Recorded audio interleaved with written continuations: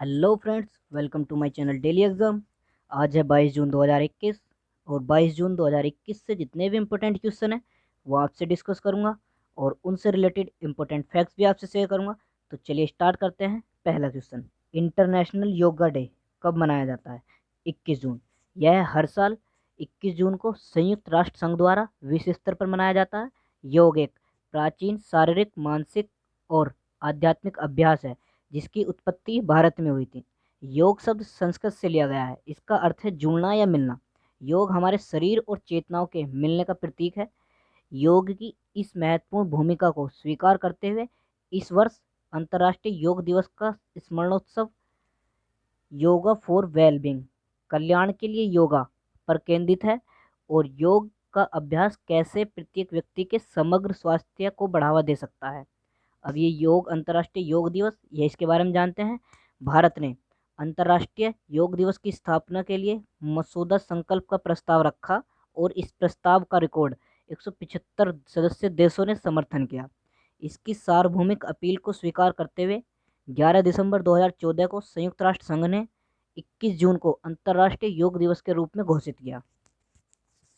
Next question, RBI के अनुसार पिछले एक वर्ष में देश का विदेशी मुद्रा भंडार कितने राशि में बढ़ा है? 103 billion dollar US dollar. RBI के अनुसार अभी पिछले एक वर्ष में देश का विदेशी मुद्रा भंडार 103 बिलियन यूएस डॉलर बढ़ा है। अब ये आरबीआई के अनुसार बढ़ा है। तो इसकी स्थापना 1 अप्रैल 1935 में हुई थी। इसका हेडक्वार्टर मुंबई महाराष्ट्र में है और जो इसके गवर्नर हैं वो शक्तिकांत दास हैं। नेक्स्ट क्वेश्चन, किस मंत्रालय ने घर आधारित शिक्षा में माता पिता की भागीदारी के लिए दिशा निर्देश जारी किए हैं? Ministry of education. ये अभी मिनिस्ट्री ऑफ हमारे करंट के एजुकेशन मिनिस्टर रमेश पोखरियाल हैं। इन्होंने अभी घर आधारित शिक्षा में माता पिता की भागीदारी के लिए दिशा निर्देश जारी किए हैं। Next question, HPCL Hindustan petroleum corporation limited ने हिमाचल प्रदेश के किस जिले में अनाज आधारित एथेनॉल संयंत्र स्थापित करने का निर्णय लिया है? ऊना। यह हिमाचल प्रदेश का ऊना जिला है जिसमें अभी HPCL ने अनाज आधारित एथेनॉल संयंत्र स्थापित करने का निर्णय लिया है। अब ये हिमाचल प्रदेश में निर्णय लिया गया है। तो ये है मैप में हिमाचल प्रदेश। इसकी समर कैपिटल शिमला है और विंटर कैपिटल धर्मशिला है। यहाँ के गवर्नर बंडारू दत्तात्रेय हैं और वहाँ के चीफ मिनिस्टर जयराम ठाकुर हैं। नेक्स्ट क्वेश्चन, हेब्बल नागवाड़ा घाटी परियोजना को किस राज्य में शुरू किया गया है? कर्नाटक। अभी इसे कर्नाटक में हेब्बल नागवाड़ा घाटी परियोजना को शुरू किया गया है। यह परियोजना वहाँ के आसपास के इलाके में पानी की कमी को पूर्ति करेगा। अब यह चर्चा में इसलिए है क्योंकि इस परियोजना को पूरा करने के लिए वहाँ आसपास के 6000 से अधिक पेड़ों को काटने का प्रस्ताव रखा गया है और उसके खिलाफ जो वहाँ का पर्यावरण क्षेत्र है, पर्यावरणविद है, उसके खिलाफ वह उसको रोकने के लिए संघर्ष कर रहा है। अब ये कर्नाटक में हुआ है। तो कर्नाटक, यह है मैप में कर्नाटक। इसकी कैपिटल बेंगलुरु है। वहाँ के गवर्नर वाजूभाई वाला हैं और वहाँ के चीफ मिनिस्टर BS येदियुरप्पा हैं। नेक्स्ट क्वेश्चन, वैश्विक शांति सूचकांक 2021 में कौन सा देश शीर्ष पर रहा है? आइसलैंड। यह भी वैश्विक शांति सूचकांक 2021 जारी हुआ है जिसमें आइसलैंड शीर्ष पर रहा है। अब इसको कौन जारी करता है? इसको institute for economics and peace Sydney इसको जारी करता है। इसका भी 15वां संस्करण था। इसमें दुनिया का यह एक प्रमुख उपाय है जिसमें स्वतंत्र राज्यों और क्षेत्रों को उनके शांति स्तर के अनुसार रैंक करता है।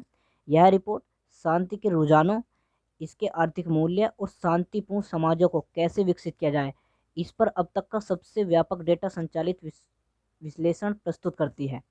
अब यह आइसलैंड है। यह दुनिया का सबसे शांतिपूर्ण देश बना है। 2008 से यह इस स्थिति में बना हुआ है और अफगानिस्तान जो है वो लगातार चौथे वर्ष दुनिया के सबसे कम शांतिपूर्ण देश में स्थित है। नेक्स्ट क्वेश्चन, कुरुवई खेती सब्सिडी योजना को किस राज्य की सरकार ने शुरू किया है? तमिलनाडु। यह भी तमिलनाडु की सरकार ने कुरुवई खेती सब्सिडी योजना शुरू किया है। इस योजना के तहत किसानों को प्रति एकड़ के हिसाब से सरकार वहाँ सब्सिडी देगी। यह हमारे जो किसान हैं वो ज़्यादा पैदावार की चाहत में रासायनिक खाद को अत्यधिक उपयोग करने लगे हैं। इसका असर पर्यावरण के साथ साथ हमारे स्वास्थ्य पर भी पड़ रहा है और जो हमारी कृषि भूमि है वह बंजर होती जा रही है। सरकार भी रासायनिक खाद के इस्तेमाल को कम करने पर जोर दे रही है और किसानों को जैविक खेती करने के लिए प्रोत्साहित कर रही है। अब ये तमिलनाडु में यह योजना लागू हुई है। तो यह है मैप में तमिलनाडु, इसकी कैपिटल चेन्नई है, वहाँ के गवर्नर बनवारी लाल पुरोहित हैं और वहाँ के चीफ मिनिस्टर M.K. स्टेलिन है। नेक्स्ट क्वेश्चन, खाद्य एवं कृषि संगठन FAO food and agriculture organisation के 42वें सत्र की अध्यक्षता किसने की है? नरेंद्र सिंह तोमर ने।